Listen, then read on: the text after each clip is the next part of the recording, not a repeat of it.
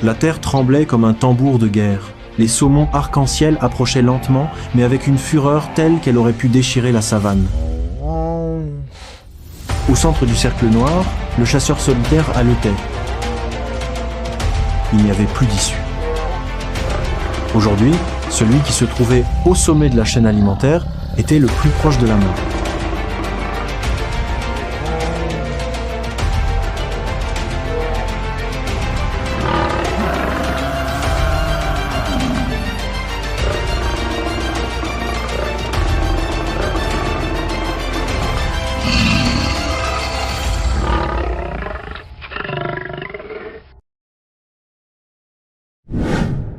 Au plus près de la mort, une journée parmi le troupeau sanguinaire de buffles du Cap. Le soleil africain était impitoyable.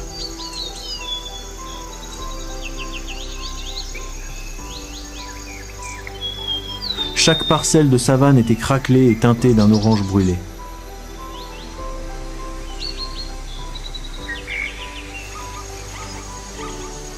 Ici, la vie était un contrat fragile, scellé par la sueur et le sang.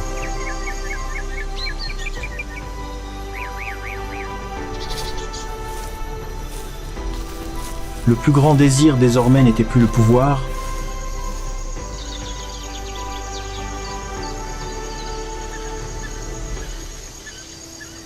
mais l'eau. Mais au beau milieu de cette quête de survie, une entité puissante s'était éveillée, annonçant un danger plus grand encore que la sécheresse. Ils arrivèrent. Non pas un mouvement, mais un séisme.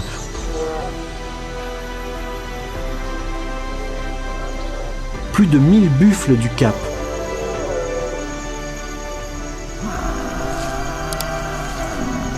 Leur armure d'un noir de jais scintillait sous le soleil couchant. Leurs yeux ne trahissaient aucune peur, seulement une menace instinctive.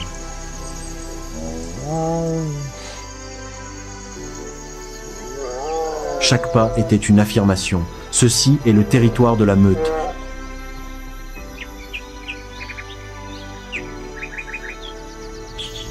Ils sont le symbole d'une unité mortelle.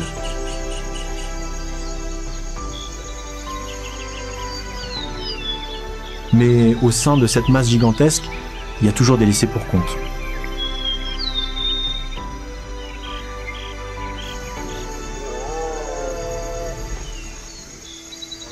Un individu perdu, faible, qui fixe l'ombre noire sur le point de l'engloutir.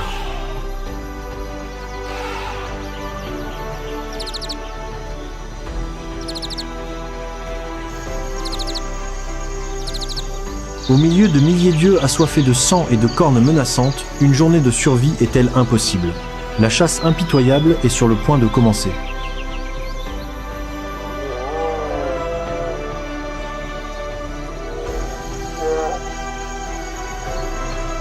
Tandis que l'armée des Steelheads avance comme un tsunami ténébreux, non loin de là, le chasseur solitaire poursuit son propre chemin.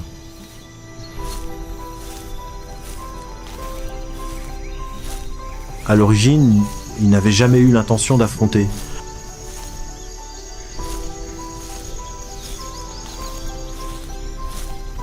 Il n'en avait pas la force.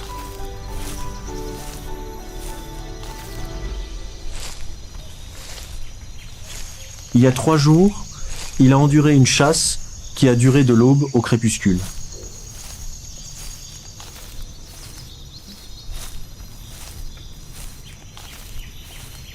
La nuit dernière, sa meute est partie à la recherche de nouvelles terres avec de l'eau.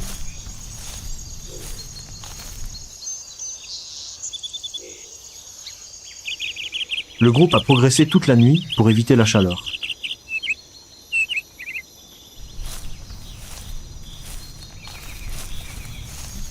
Mais le chasseur solitaire, blessé et épuisé, a été laissé pour compte non par cruauté, mais parce que la nature n'attend pas les faibles.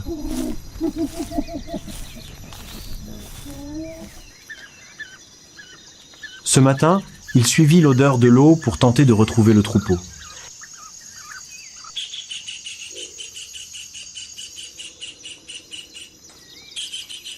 Mais ce qu'il trouva n'était pas ses congénères, mais un gigantesque mur vivant qui fonçait sur lui.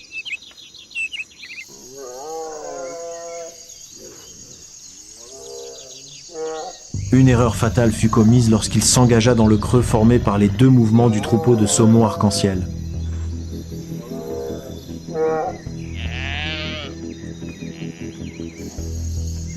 Un entonnoir naturel, où la terre profonde et les hautes herbes obscurcissaient la vue. Quand il s'en rendit compte, il était trop tard.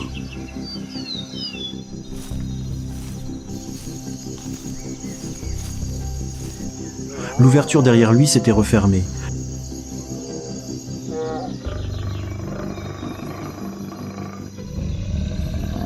Les deux branches du troupeau fusionnèrent comme deux portes de la mort emprisonnant l'intrus.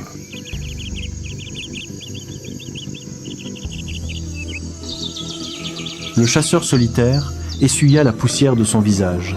Ses yeux dorés se levèrent, emplis de panique pour la première fois depuis des années. Il n'était plus un chasseur.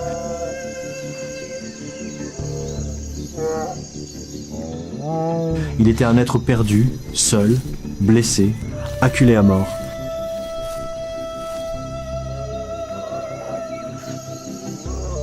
Et ses cornes noires dressées n'avaient besoin d'aucune raison pour achever un faible.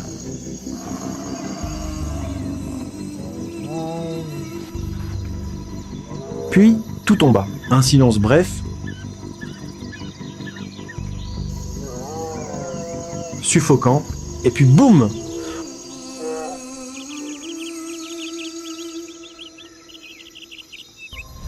Un saumon arc-en-ciel chargea de face comme une balle noire.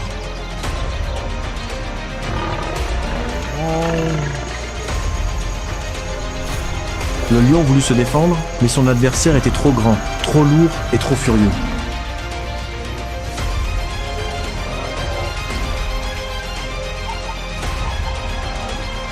Une douleur fulgurante lui traversa les pattes arrière, le paralysant presque un instant.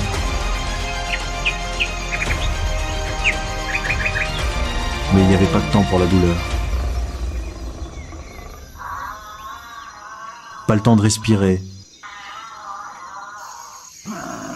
Pas le temps de mourir.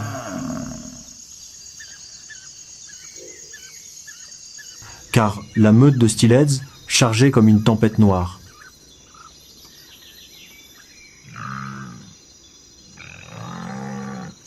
À chaque pas, le sol tremblait, soulevant un nuage de poussière rouge comme un brouillard de bataille.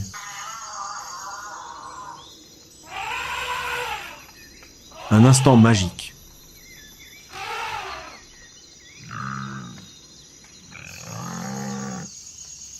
Dans un souffle, le chasseur solitaire plongea dans la crevasse.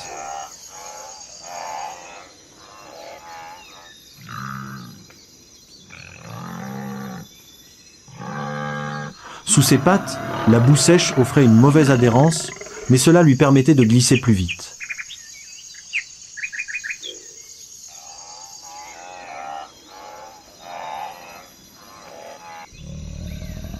Les épines lui lassaient la chair, mais en contrepartie, il échappa à la portée des cornes mortelles.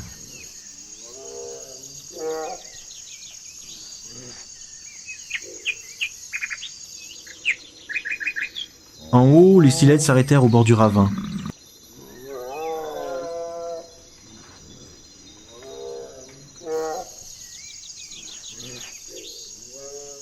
Ils allaitaient bruyamment, frappant le sol de leurs sabots comme pour déverser leur colère.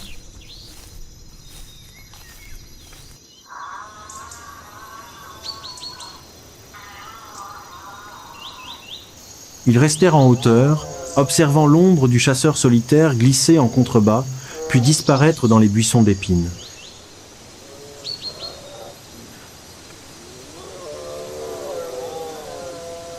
Les Steelheads avaient gagné.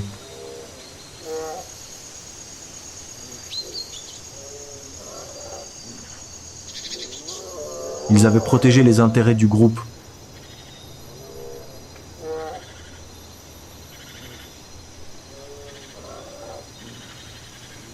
Mais le chasseur solitaire avait lui aussi triomphé.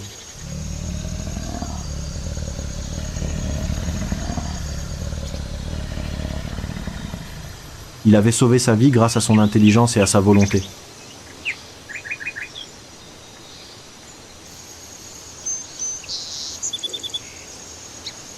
Il disparut dans l'ombre, soignant sa blessure.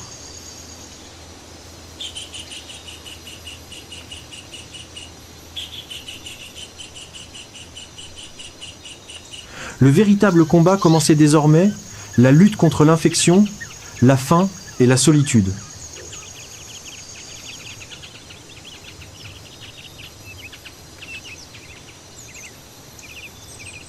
La distance de sécurité semblait s'évanouir au coucher du soleil.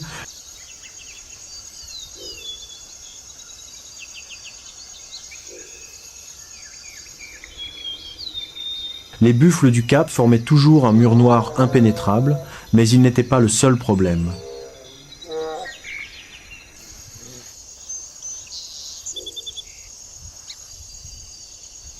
Alors que la lumière déclinait et que les ombres du soir s'étendaient, une odeur différente commença à se répandre. Le chasseur solitaire l'aperçut.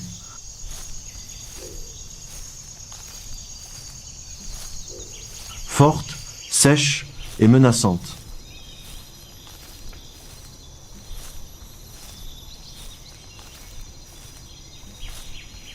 La possibilité de sa blessure avait attiré un visiteur indésirable.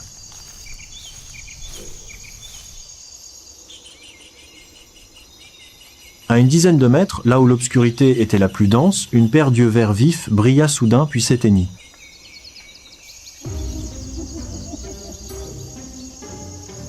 Une hyène. Le chasseur solitaire ne les avait jamais craintes lorsqu'il était en bonne santé. Mais à présent, il était seul, blessé, et son adversaire était une tribu.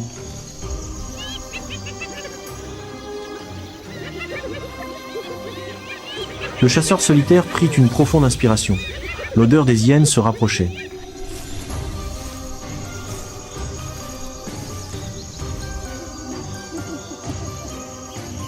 Il le savait. Le silence du crépuscule allait être déchiré par un rire dément. La chasse...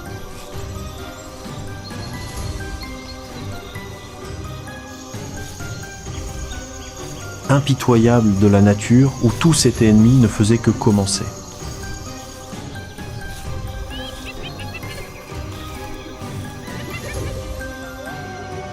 Le soleil couchant teintait la savane d'un orange brûlé flamboyant, une couleur qui n'apportait aucune chaleur, mais une menace.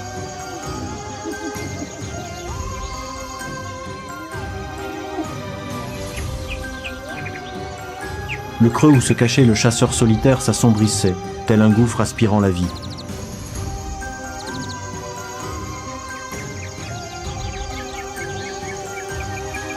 L'odeur du sang, celle de la terre, et l'odeur âcre des hyènes se mêlaient.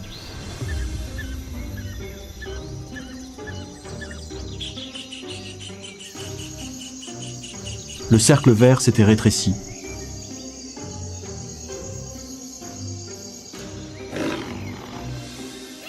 Elle n'agissait pas dans l'obscurité totale, mais profitait de cette lumière trompeuse, assez vive pour voir, mais assez sombre pour dissimuler leurs mouvements.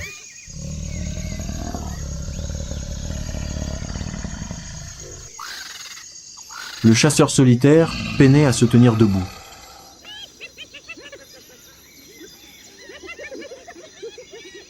Il serra les dents, sa patte arrière fléchissant, n'étant plus un appui, mais un fardeau.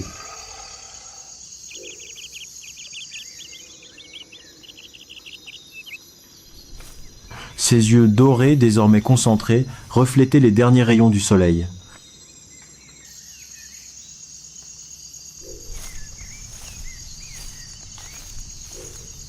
Il le savait. Chaque mouvement était plus lent, chaque réaction retardée.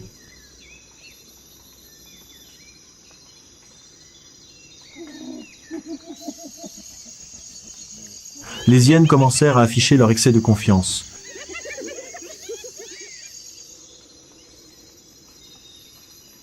Ils ne se précipitèrent pas.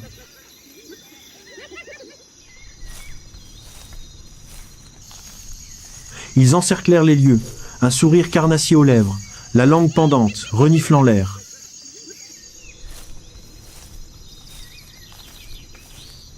L'un d'eux se dirigea vers la cachette du chasseur solitaire.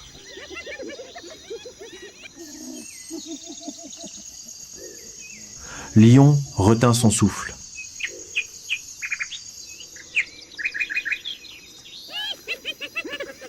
Ses muscles étaient tendus comme la corde d'un arc.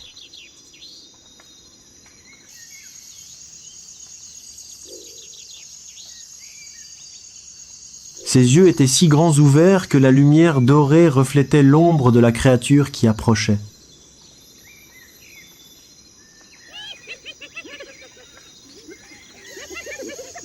Mais au moment où la créature allait s'enfoncer davantage, un hurlement strident retentit au loin.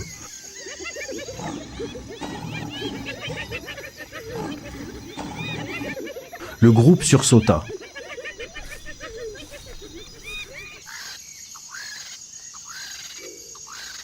Instinctivement, ils le surent. Quelque chose de plus gros, de plus dangereux approchait.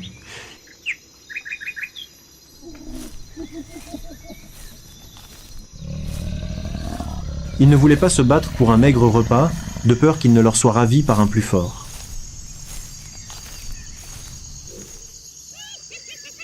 Ils s'en allèrent.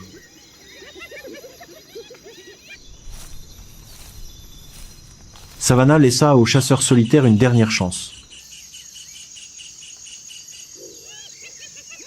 Une mince chance. Il retint de nouveau son souffle.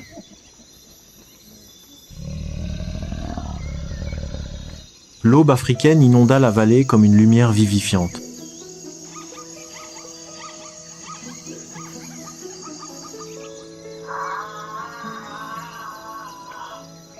Les premiers rayons du soleil filtrèrent à travers les buissons d'épines, caressant le corps épuisé du chasseur solitaire et le tirant de sa longue nuit de sang et de terreur. Il ouvrit les yeux.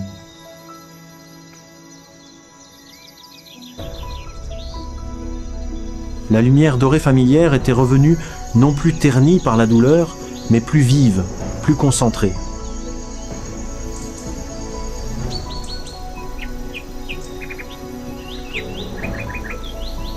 Son corps était encore douloureux, mais sa respiration n'était plus saccadée.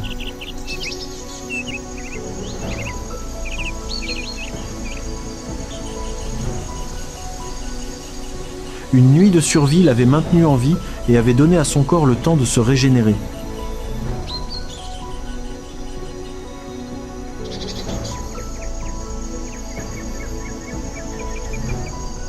Un guerrier s'était relevé après la plus longue nuit de sa vie.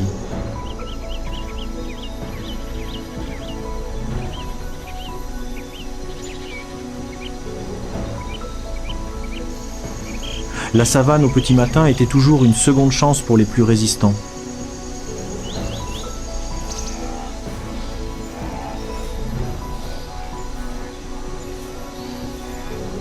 La rosée perlait sur l'herbe, scintillant comme des milliers de fines lamelles de verre recouvrant le sol sec.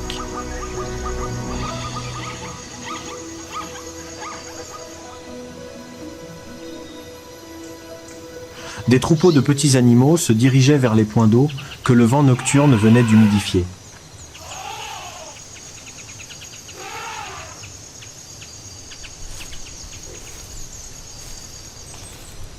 Les pas prudents des créatures aux aguets, les chants des oiseaux au réveil, composaient le chant familier de la survie dans la savane.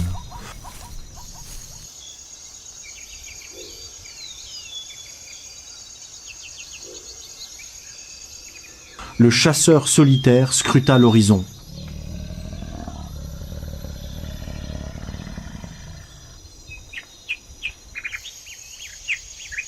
Plus de saumon arc-en-ciel, plus l'odeur de la fureur de la veille.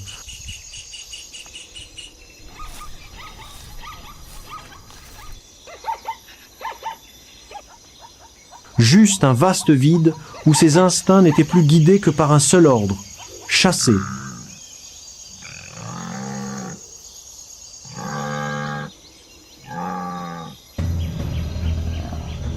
Il sortit de la vallée, chaque pas lent mais assuré.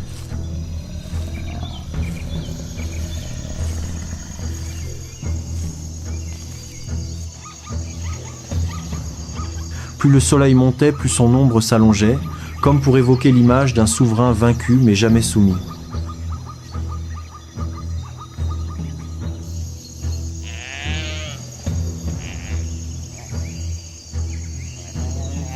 Le vent portait l'odeur des petits animaux broutant au sud-ouest.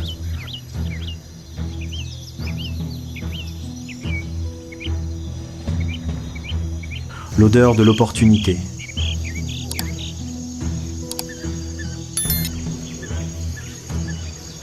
L'odeur de la vie.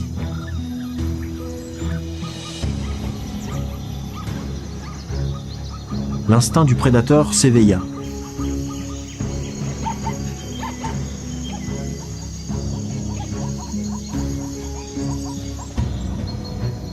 Son corps, tel une machine de guerre, s'était habitué à la douleur des blessures, ce qui ne faisait que le rendre plus prudent, plus féroce.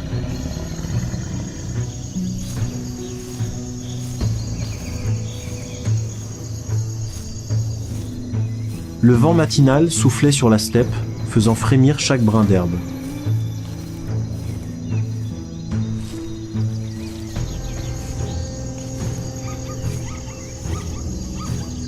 Sur le fond jaune pâle de la savane, le chasseur solitaire s'approcha de sa cible d'une démarche aussi fluide que la nuit rampant dans la lumière.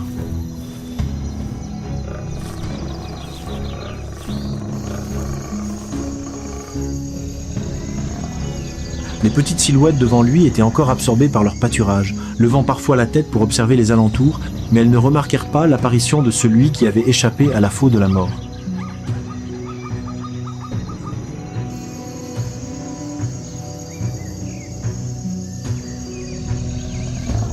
Les yeux dorés du chasseur solitaire se plissèrent.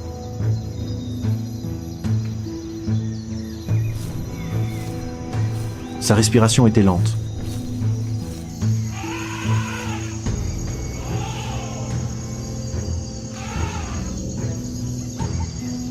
Le cœur battait calmement. La faim ne lui avait pas fait perdre le contrôle.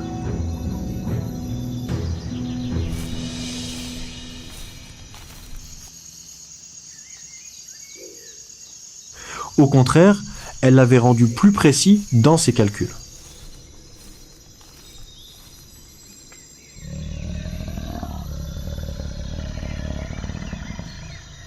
Il ne restait que la froide concentration de celui qui avait goûté à la mort et en était revenu.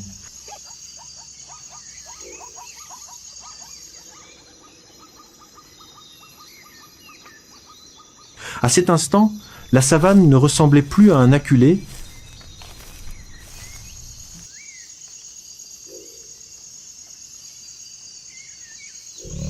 mais à un guerrier renaissant.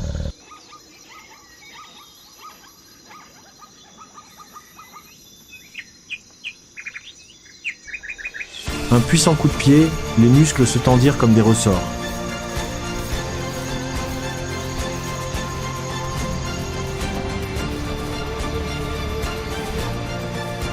Il s'élança, rapide, précis, net.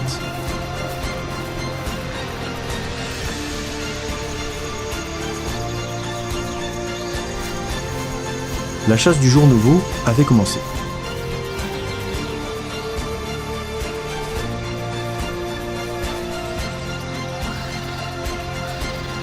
Et la savane comprit une vérité. Lorsqu'un survivant se relève après une longue nuit, il ne chasse pas seulement pour se nourrir.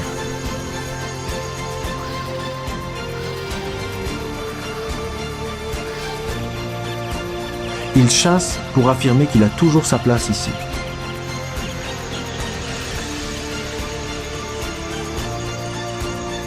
Le chasseur solitaire plaqua sa proie au sol de tout son poids.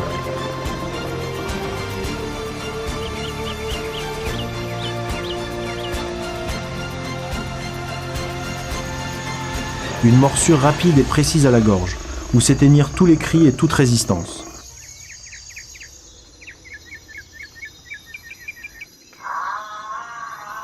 La proie tressaillit, puis s'immobilisa.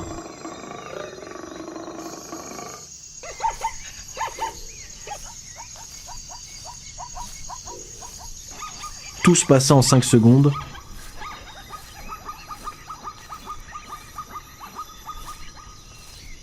Rapide nette,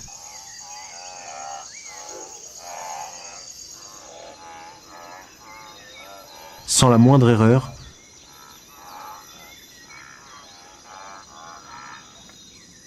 la savane se tut,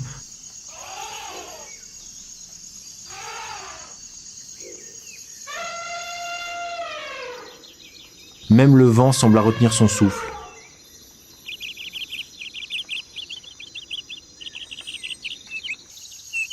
Le chasseur solitaire desserra ses mâchoires et leva la tête pour scruter l'immensité de la plaine.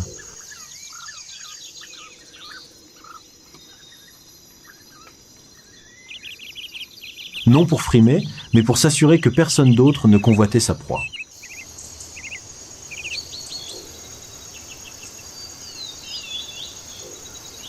Ses yeux dorés n'étaient plus ni fatigués ni paniqués.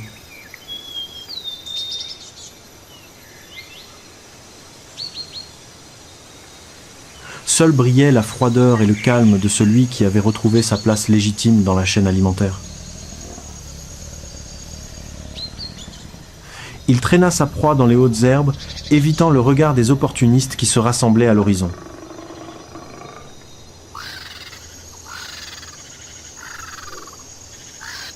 Aujourd'hui, il n'avait pas seulement survécu. Il avait ressuscité.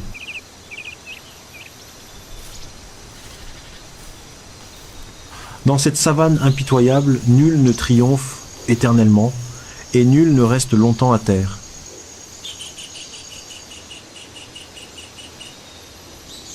Hier, le chasseur solitaire était au bord de la mort. Aujourd'hui, il revenait, symbole de la volonté de survivre.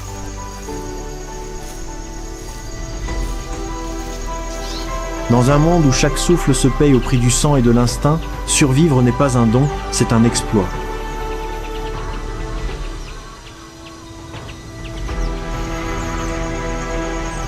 Et lorsque le soleil se couche à nouveau, la savane reprend son cycle, où le plus fort n'est pas celui qui ne tombe jamais, mais celui qui se relève toujours pour continuer le combat.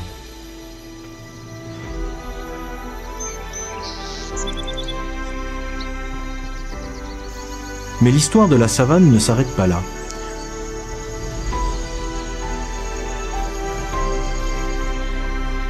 Car au loin, dans la poussière qui s'élève, une autre force se prépare à entrer dans la phase de survie.